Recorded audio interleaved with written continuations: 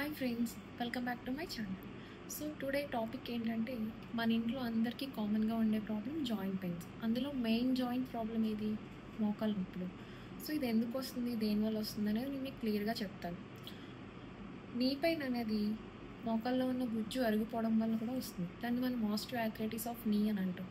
ఇది over weight వల్ల, ఎవరైనా ఒబేస్ ఉన్న వాళ్ళకి వస్తుంది.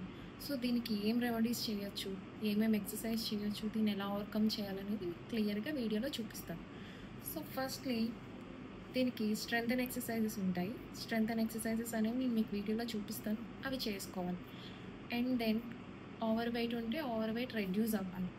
ఎక్కువ వాకింగ్ చేసే అలవాటు ఉన్న వాళ్ళు అలవాటు తగ్గించుకోవాలి. వన్స్ మోకాలు నొప్పులు స్టార్ట్ అయినాయి అంటే వాకింగ్ అనేది స్లోగా తగ్గించుకోవాలి. సో, మనం నొప్పి వల్ల ఏం చేస్తామంటే, కాలుని పూర్తిగా కదపడం మానేస్తాం. సో, ఫస్ట్ ఎక్సర్సైజ్ ఏంటంటే, కాలుని అలా ముడిచి చాపుతూ ఉండాలి ఎక్కువ సార్లు. సో, నొప్పి ఉన్నా సరే చేసుకోవాలిది.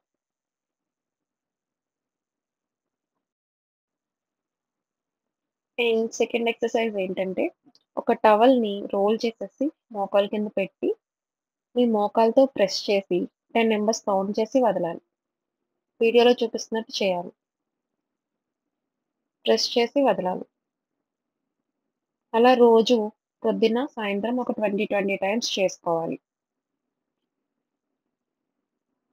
అండ్ నెక్స్ట్ థర్డ్‌దేంటంటే, మీరు ఫ్లాట్‌గా పడుకొని, కాలు పైకి లేపి 10 సెకండ్స్ ఉంచి దించాలి.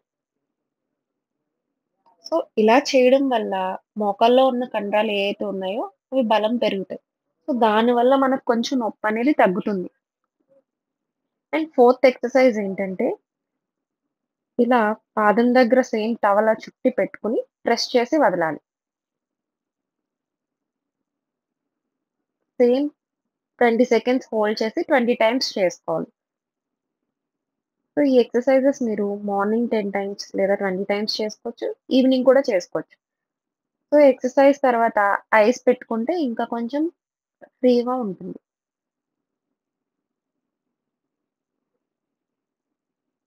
Thank you for watching this video. Please share and subscribe to my channel.